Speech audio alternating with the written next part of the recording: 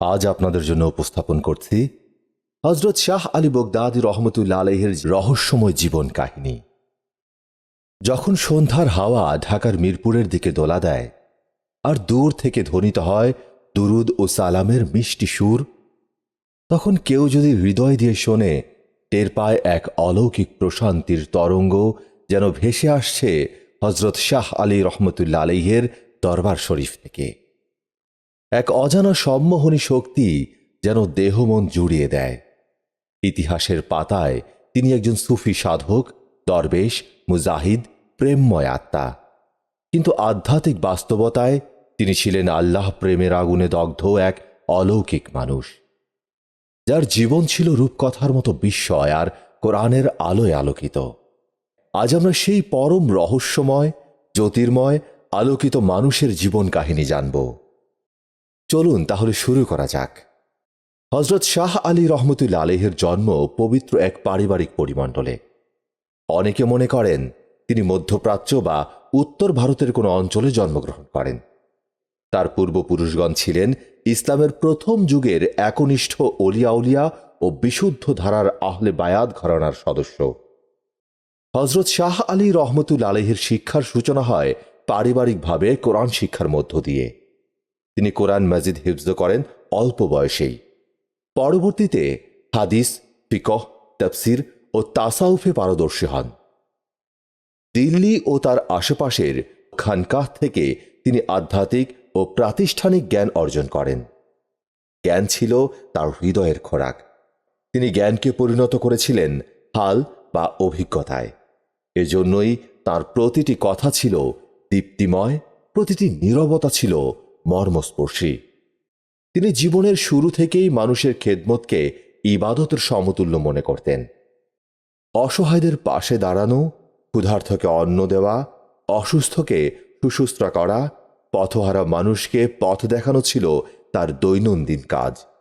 শুধু মুসলমান নয়, হিন্দু, বৌদ্ধ ও অন্যান্য ধর্মাবলম্বীরাও তাঁর স্নেহ ও আশীর্বাদে ধন্য হতেন।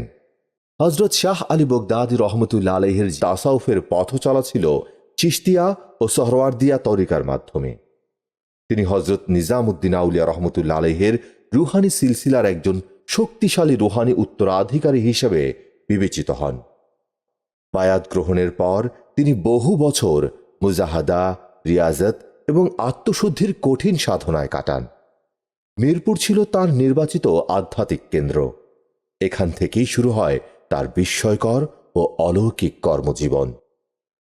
হযরত শাহ আলী রহমতুল্লাহ আলাইহির জীবন থেকে বিস্ময়কর কারামত ও অলৌকিক ঘটনার প্রমাণ পাওয়া যায়, যেগুলো সাধারণ মানুষ থেকে শুরু করে বুজুর্গ, মুরিদ, এমনকি তৎকালীন সময়ে সমাজের মধ্যেও চমক জাগিয়েছিল।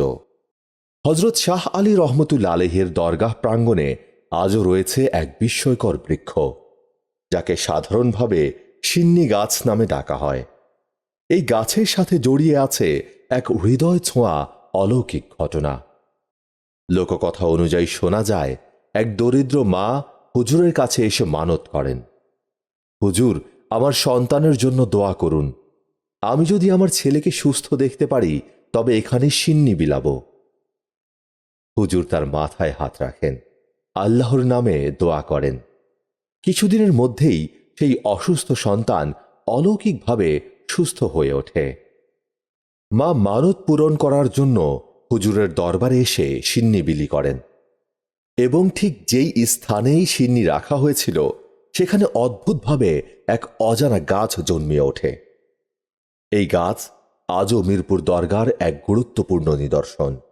স্থানীয়রা বিশ্বাস করেন গাছটি অলৌকিকভাবে বেড়ে উঠেছে শুধুমাত্র দোয়া, মানত আর হুজুরের রুহানিয়াতের বরকতে। এই গাছ থেকে পাতা নিয়ে কেউ কেউ শরীরে রাখে, কেউ দোয়া করে, কেউ বাড়িতে নেয় রোগ প্রতিরোধের আশায়। অনেকে বলে গাছের ছায়ায় দাঁড়ালে এক প্রকার আত্মিক প্রশান্তি অনুভূত হয়। সিন্নি গাছ কেবল গাছ নয়, এটা হলো বিশ্বাসের রূপান্তর, প্রার্থনার বাস্তব প্রতিফলন। আমাদের জীবনেও হোক সিন্নি গাছের মতো এক আধ্যাত্মিক বৃক্ষ, যা বিশ্বাস, দোয়া ও প্রেমে বেড়ে উঠবে। মিরপুরে বসতি স্থাপনের শুরুতে পানি ছিল অত্যন্ত দুর্লভ। মানুষ ক্লান্ত হতো দূর থেকে পানি আনতে। একদিন জনতা হজরত শাহ আলী রহমতুল্লাহ আলাইহির দরবারে গিয়ে বলল, হুজুর, পানির খুব কষ্ট। হজরত শাহ আলী রহমতুল্লাহ আলাইহি তখন ধ্যানমগ্ন ছিলেন। কিছুক্ষণ পরে চোখ খুললেন, মাটি স্পর্শ করলেন এবং বললেন, এই জমিনে রহমতের চাবি আছে, আল্লাহর নামে খনন করো। লোকেরা মাটি খুঁড়ল, কিন্তু কিছুই মিলল না। মানুষ আশাহত হল। হুজুর নিজ হাতে লাঠি দিয়ে একটি জায়গা চিহ্নিত করলেন। কিছুক্ষণের মধ্যেই সেই স্থানে পানি ফুটে উঠল। একটানা প্রবাহিত হতে লাগল স্বচ্ছ, ঠান্ডা এবং মিষ্টি পানি। এই কূপের পানি বহু বছর ব্যবহার হয়। অনেকে বলে এতে রোগ নিরাময়ের গুণও ছিল। এটা ছিল শাহ আলী রহমতুল্লাহ আলাইহির তাওয়াক্কুল এবং আল্লাহর দরবারে তার কবুলিয়াতের প্রমাণ। একবার হজরত শাহ আলী বগদাদী রহমতুল্লাহ আলাইহি গাজীপুরের জঙ্গলে বেড়াতে যাওয়ার সময় একটি ভয়ঙ্কর সিংহ হঠাৎ পথরোধ করে দাঁড়ায়। ভীত জনতা ছুটে পালায়। হজরত শাহ আলী রহমতুল্লাহ আলাইহি তখন নামাজ আদায় করছিলেন।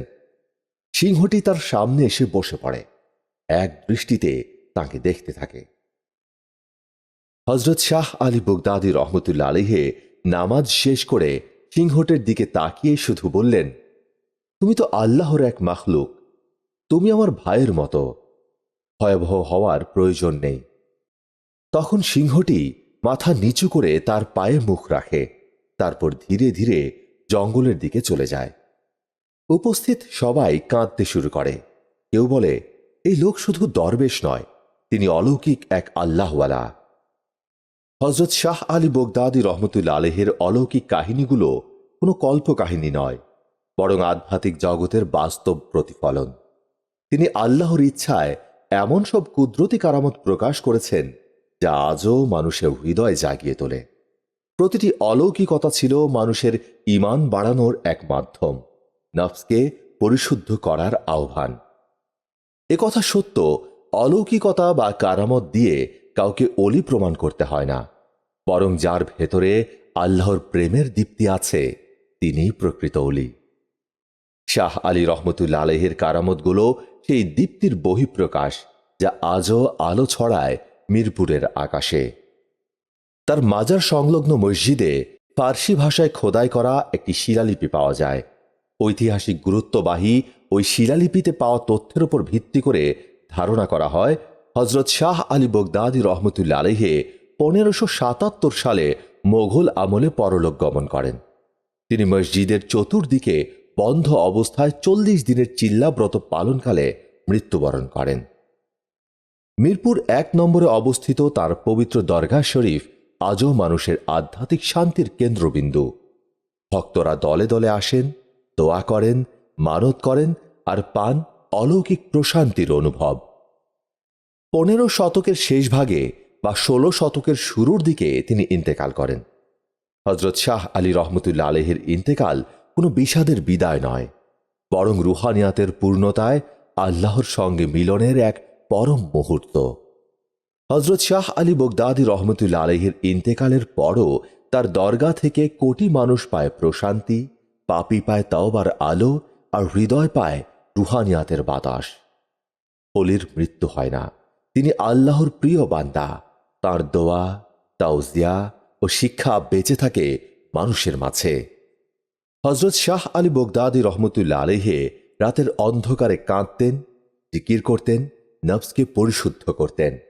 তার জীবনের প্রতিটি মুহূর্ত ছিল আত্মার সাথে আল্লাহর মিলনে নিবিষ্ট। তিনি ভালোবাসতেন মানুষ, পশু, গাছপালা। আল্লাহর প্রেম তাকে এমন এক মহাসাগরে ভাসিয়েছিল যেখানে ঘৃণা, বিদ্বেষ, অহংকারের জায়গা ছিল না। তার জীবন এক জীবন্ত দরস, যে দরস আমাদের হৃদয়ে আলো জ্বালায়। হজরত শাহ আলী বগদাদী রহমতুল্লাহ আলাইহির জীবন থেকে আমরা শিখি কিভাবে একজন মানুষ শুধু ইবাদত করে নয়, ভালোবাসা, খেদমত, তাওয়াক্কুল ও আত্মশুদ্ধির মাধ্যমে আল্লাহর প্রেমিক হয়ে উঠতে পারে। তার কারামত আমাদের ঈমানকে জাগিয়ে তোলে, কিন্তু তার চরিত্র আমাদের সামনে পথ দেখায়। নফসকে যেত, দুনিয়াও মাথা নোয়াবে। আল্লাহকে ভালোবাসো, সব দরজা খুলে যাবে। আজকের এই দুনিয়ায় যখন মানুষ অর্থ, ক্ষমতা ও স্বার্থে ডুবে, তখন হজরত শাহ আলী বগদাদী রহমতুল্লাহ আলাইহির জীবন আমাদের শেখায় আল্লাহর প্রেমী প্রকৃত পথ, খেদমতি উত্তম ইবাদত, আর তাওয়াক্কুলি আত্মার শান্তি।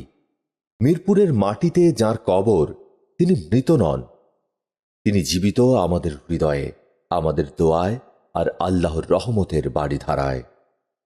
হজরত শাহ আলী বগদাদী রহমতুল্লাহ আলাইহি কেবল একজন অলি নন, ছিলেন আল্লাহর প্রেমে পাগল এক প্রেমিক, ছিলেন রুহানিয়াতের দরিয়ার মাঝি, ছিলেন নীরব অথচ প্রবল আত্মিক বিপ্লবের এক নিবেদিত সৈনিক, যার ঠোঁটে কম কথা কিন্তু হৃদয়ে ছিল সমুদ্র সম আবেগ, যার জীবন ছিল মাটির উপর গড়া কিন্তু রূহ ছিল আকাশের সীমানা পেরোনো। তার মাজারের আঙিনায় দাঁড়ালে আজও বাতাসের মাঝে এক নরম খুশবু ভেসে আসে, যা কেবল আতরের নয়, বরং তা হল তার আখলাক, তার খেদমত, তার প্রেমময় জীবনযাত্রার ঘ্রাণ। আমরা যে যুগে বসবাস করছি, সেখানে প্রযুক্তি আছে, প্রাচুর্য আছে, কিন্তু হৃদয়ের শান্তি নেই, আত্মার পরিপূর্ণতা নেই। এই সংকটের মাঝেই তার জীবন আমাদের জন্য বাতিঘর হয়ে দাঁড়ায়। তিনি শিখিয়েছেন কিভাবে মানুষ হয়েও ফেরেশতার মতো জীবন যাপন করা যায়, কিভাবে নীরবে মানুষকে বদলে দেয়া যায়, কিভাবে নিজের অভ্যন্তরে থাকা নফস নামক শত্রুকে জিতে নেওয়া যায়। তার দরগায় আসা মানেই নিজের ভেতরের কাঁদতে থাকা শিশুকে শান্ত করা, তার অলৌকিক কাহিনীগুলো শোনা মানে নিজের ঈমানের জঞ্জাল ঝেড়ে ফেলা। তাই আমাদের দরকার শুধু আল্লাহকে ভালোবাসা, তার রাসূলকে অনুসরণ করা, মানুষের পাশে দাঁড়ানো। কারণ প্রতিটি প্রেমময় আচরণ, প্রতিটি খাঁটি দোয়া, প্রতিটি চোখের পবিত্র অশ্রু হযরত শাহ আলী বগদাদী রহমতুল্লাহ আলাইহির উত্তরাধিকার। চলুন আমরা নিজেদের বদলাই, নফসের দাস থেকে হয়ে যাই আল্লাহর প্রেমিক, খেদমতের রাস্তা ধরি। হোক না জীবন ছোট, কিন্তু কর্ম হোক আকাশ ছোঁয়া। হযরত শাহ আলী বগদাদী রহমতুল্লাহ আলাইহির মতো একটি নিঃস্বার্থ জীবন গড়ি, যেখানে নিজের কিছু নেই কিন্তু আল্লাহ আছেন পুরোপুরি। হে আল্লাহ, হযরত শাহ আলী বগদাদী রহমতুল্লাহ আলাইহির পবিত্র জীবনের আলোতে আমাদের অন্ধ অন্তরকে জাগিয়ে দাও, তার অলৌকিক শিক্ষা আমাদের অন্তরের আয়না করে দাও, আর আমাদেরকে তার পথের সাথী হিসেবে কবুল করে নাও। আমিন।